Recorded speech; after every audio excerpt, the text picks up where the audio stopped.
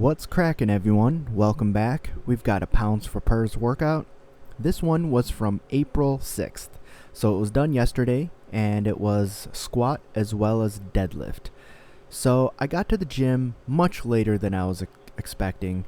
In the morning, I was a little bit slow and a little bit lethargic, and I definitely took my time to get ready and to finally get to the gym. So I did, and I think it was early afternoon, if I'm not mistaken. I think I left somewhere around 11 or something like that, but didn't get started until I think about noon. And then I warmed up on the elliptical, so I did an easy half mile, which took 4 minutes and 19 seconds. Then I went to the squat rack and began to warm up. Now, for warm-up sets, nothing really out of the ordinary, but I did make sure I included a set with 225.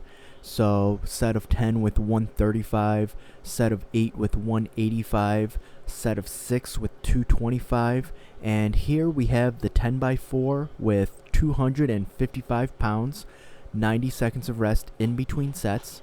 And overall, I'm happy with these reps. I really am, because one, the depth is right where I want it to be.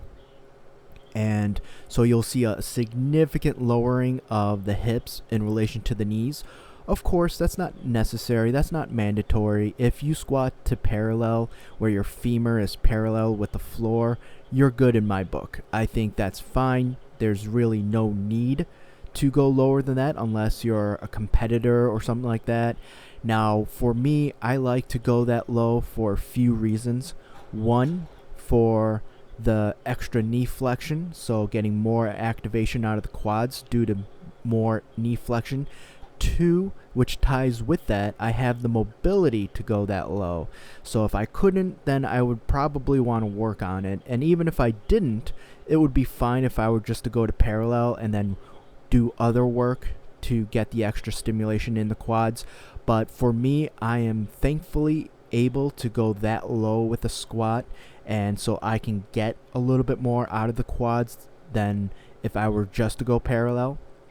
And the last thing is because it has great carryover to snatching and cleaning. So for the Olympic lifts specifically, it helps when you're able to get that low. Something that a lot of people tend to need to focus on and work on is mobility in the lower body joints, so that they can do a full clean or full snatch, because for a lot it could be tough for them to just get to depth. So typically people will start off with the power versions, like a power clean, power snatch, and that's great. Those are good, fantastic exercises in their own regards.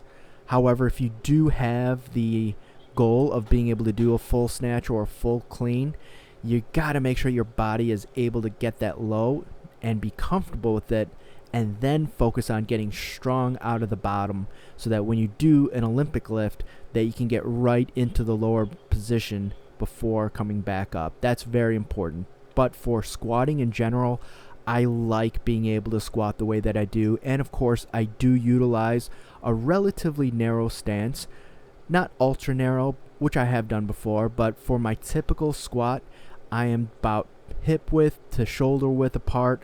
I don't go much wider than that for the most part. I have programmed wide stance squats, even sumo squats, as secondary work, but for primary focus on the squat, I go high bar and a relatively narrow stance, definitely more narrow than how most people squat, way more narrow than a powerlifter. So I don't do a powerlifting style squat for pretty much my work with the squat in general, but I will throw it in sometimes here and there. I do very much enjoy a wide stance squat. I have just never really pushed it before. And honestly, I'm thinking about giving it a try, very much like I decided to give the T-bar row its focus this time around and give it a lot of attention just to build it up and see where it goes and how it feels and what it does for me. I might do the same thing with a wide stance squat. I might try a powerlifting style workout or even just a program and see where I can build it up to, possibly going past my narrow stance in terms of my 1 rep max, which is 445. Now, if I really wanted to grind, I could probably go a little heavier than that, but even 445 feels heavy whenever I do that for the squat. So we'll see. And with the wider stance, theoretically, I should be able to go past that. But we'll see. Time will tell. Oh, and I'm going to go ahead and apologize for these last few sets, y'all. I forgot to zoom out, so you get a nice close-up of my glutes, but that's about it. But yeah, squats, good day, comfortable. Again, I'm happy with the depth. I pretty much was locked in with form the entire time, stuck to the 90 seconds of rest in between sets, and it felt pretty comfortable. So, of course, the conditioning aspect is where it gets tougher, but honestly, I felt pretty good throughout from the beginning all the way to the last rep of the last set. So, good stuff for sure. And I did have the intention of doing accessory work. However, I was pretty much done. Not because I was exhausted, but I just kind of wanted to leave. I did get a much later start, so I didn't want to be at the gym for too long. So as long as I got the 2 primary movers done, I was fine. I did glance at the stair climber, but honestly, I just wanted to leave and get home and to eat. Definitely wanted to eat for sure. So here's the last set of squats. Just decided to change the angle a little bit, coming from the front, and again, happy with that depth. Just being able to drop down, keeping the torso nice and stable, keeping the back nice and stable, and honestly, moved very well. So good stuff with the squat. And up next, we have the deadlift. So Sumo Deadlift, I did a set of 5 with 225, set of 4 with 275. I made sure to include a triple with 315. And now we've got the 10x4 with 355 pounds, 90 seconds of rest in between sets. And it was a good deadlift day.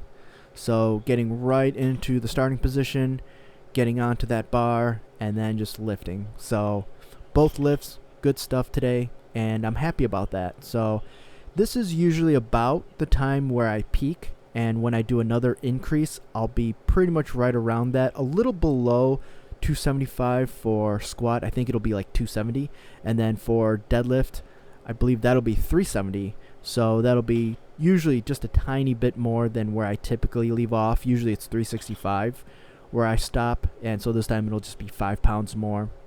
And that's due to the calculations. Before I don't think I really did that correctly, and I kind of rounded. This time I'm being a little bit more diligent, and we're talking nominal amounts. We're not talking about big differences, but I try my best to stay as close to it as possible. So still good numbers for this kind of volume. And yeah, that's pretty much it. So for deadlift, good stuff. I felt pretty comfortable, and I'm happy with the drive that I had from the lower body, and we'll see where it goes from here. But I am definitely going to focus on sumo again. I took a long time to do conventional, and unfortunately due to the pandemic, I had to cut that short, and it was on a really good track. I was actually pretty excited to see where I was going to go with that, but life happened, and so that stopped. So this time around, I think I'm going to give the sumo deadlift a focus and see where I can take it. Who knows, maybe set a new PR. But I think I want to do sumo for a while again. I tend to do that. I tend to rotate between the two. I'd also like to give a big shout out to the woman that you've seen in the background here. I know I've spoken about her before. Super athletic. I think she was just getting off of a leg injury, because for a few sessions she was wearing a leg brace, and I think she was getting over some sort of injury, and now she's doing pretty much the same workouts, but at a much faster pace. So still doing a lot of cardio as a warm-up, and then going into strength exercises, pretty much doing a full body workout. So I'd be curious. I would love to ask her what she's doing in terms of program-wise, if it's something that a coach had given her, or a trainer, or anything like that, or even if she just came up with it herself. But she does a full body workout, makes sure that she puts in the big compound movements, and does an incredible job with pushing herself more than what most people will do. And I respect that. So that's why I think she is like an actual athlete and a competitor of some sort, because she just kind of has that drive and has the intuition to know when it's enough and when it's too much. So kudos to her, really. She does such a great job with her workouts, and it looks like she's pretty much over the injury because she was doing her lateral exercises, a lot of big stepping and almost like jogging exercises, and she was doing them much faster. So I'm assuming that she's gotten over an injury and is pretty much back to full working capacity. And of course, she did her squats.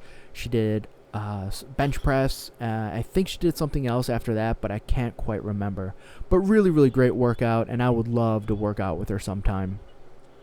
And and also the other woman, woman that you're seeing in the background, always does a great job. They're both gym crushes. Let's be honest. They're both amazing. They're both beautiful, and she was doing pretty much a lot of the same things she usually does, and that's not a bad thing. They're all good exercises, and she uses great form and technique. So honestly, both are amazing. Both are incredible, and I would be very lucky, fortunate, and happy to work with either of them. Not even as a trainer, not even as a trainer to clients, just as workout partner.